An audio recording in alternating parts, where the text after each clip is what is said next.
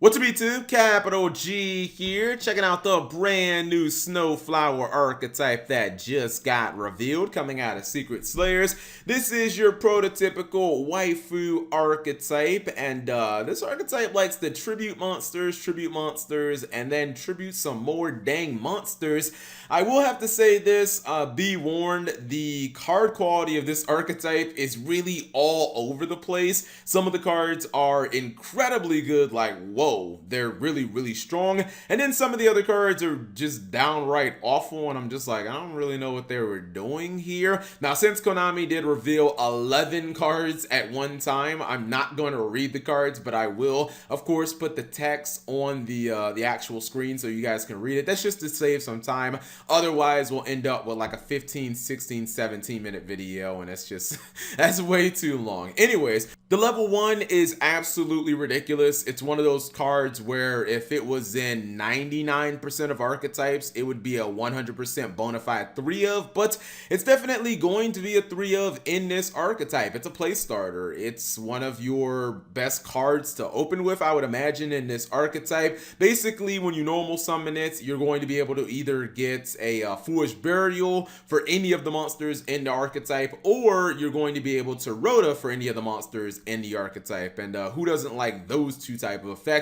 But even better than that, this card has the ability to summon itself from the graveyard as long as or during your opponent's end phase, as long as either you have nothing but plant monsters on the field or you don't have any monsters. So if your opponent kills all your monsters, or you're still just sitting pretty with a big board of Snowflower monsters, you get to summon this card back from the graveyard for free. It just feels like a really good card. The only, I guess, downside is the fact that you are locked into plant monsters during the turn that you use the Rota or the Foolish, so you can't go for something like a Link Karibo or something of that sort, which it's a little bit of a downer, but honestly, I think that having the dual utility of a Foolish or a Rota just feels insane to me. Now, the level 4s in the archetype, and again, I'll put them both up on the screen. They feel both incredibly mediocre in my opinion. There is level modification in this archetype. One of the level 4s actually decreases the levels of your plant monsters by 2. The other one increases. The decreased one doesn't make a lot of sense to me at all. These are cards that maybe I feel like are setting up for the future, because this archetype, we know it's Exceed based, and I was like, all right, that makes sense for you to have level modification, but if you're only going to have one Exceed monster and it's only going to be a rank 8, like, I'm not sure how good level modification actually is. So until we get more Exceed monsters, I feel like the level 4s don't really serve that much of a place, unless you're going for like Utopia double cheese or something like that, and so many of these effects lock you into like plant monsters anyway, so I don't even know how consistent that's going to be. I believe that one of the level 4s can summon itself from the graveyard if it's tributed. That's cute and everything, but it just doesn't feel that good in my opinion. Now, when it comes to the level 6s, this is where the monsters start becoming a little better. Again, one of the level 6s, you can tribute a plant monster and it can special summon itself from your hand, and then when it hits the field by any plant monster's effect, or any plant monster's effect, it rotas for any of the spells and traps in the archetype. This one's really good because it's a card that can summon itself fairly easily. It actually reminds me of like the infinite track monsters, and it also searches like any of the spells and traps in the archetype. And this archetype has good spells and traps. You've got a Rota, you've got like a Call of the Haunted, you've got some other good utility cards, a Lair of Darkness type card. So I think that you're gonna have to play multiples of this because it seems to be the best way of getting your spells and traps. Your next level 6 is actually like a Baby Honest type card. If your plant monsters are battling and they have to be battling other monsters, then you can discard, or you don't discard, excuse me, you tribute from your hand or your field,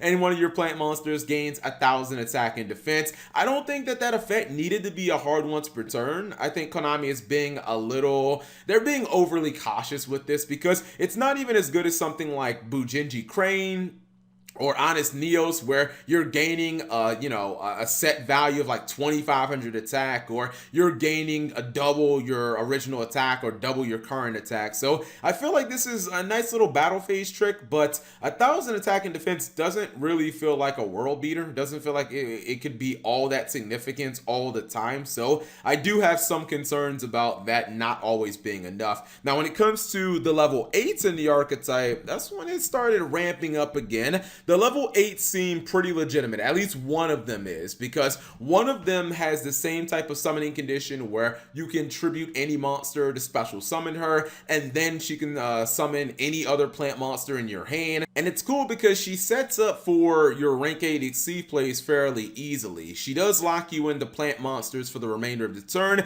However, she can target a plant on the field, and then all your other plant monsters become that level, and she can target herself. So the second that she hits the field, you can target herself, and everything on your field becomes level 8. So all your plant monsters can instantly go into the boss monster, the rank 8. So she feels like a legitimate card, and she's very easy to get on the field. In fact, because this archetype does have multiple level 8s, I wondered if trade-in could potentially be used, because keep in mind there are things like Titanial, and there's a bunch of like level 8 plant monsters, and that could be, potentially an option to kind of turbo this deck out. Anyways, the other level 8 is actually kind of ass to me. It feels like it misses the mark, because it's a card that if your opponent activates a monster effect that targets any of your monsters on the field, you can tribute this card and negate that effect. And then if she's in the graveyard, you can tribute a plant and you can monster reborn her in defense mode, but then she's banished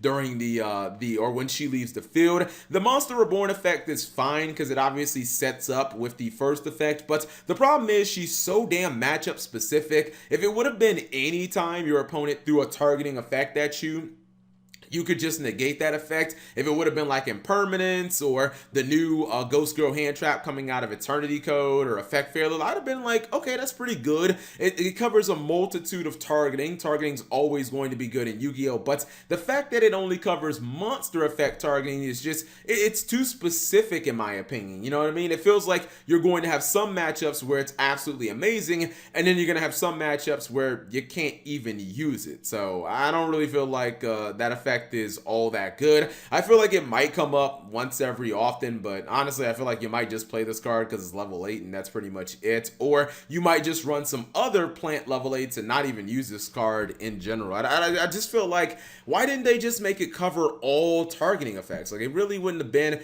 that much more difficult or that big of a buff in my opinion. Now the archetype does have some very interesting spells and traps, because these spells and traps are unlike anything I've ever seen. They have activation cost, but they're optional cost. And I know some of you guys are like, wait, what, Cap? Like, that doesn't even fucking make sense. How can cards have cost, but they're optional cost? Like, yeah, you heard me. These cards have like activation costs. You know how you gotta like activate an effect, or you gotta pay a cost when you activate certain effects like Super Poly, discard one card.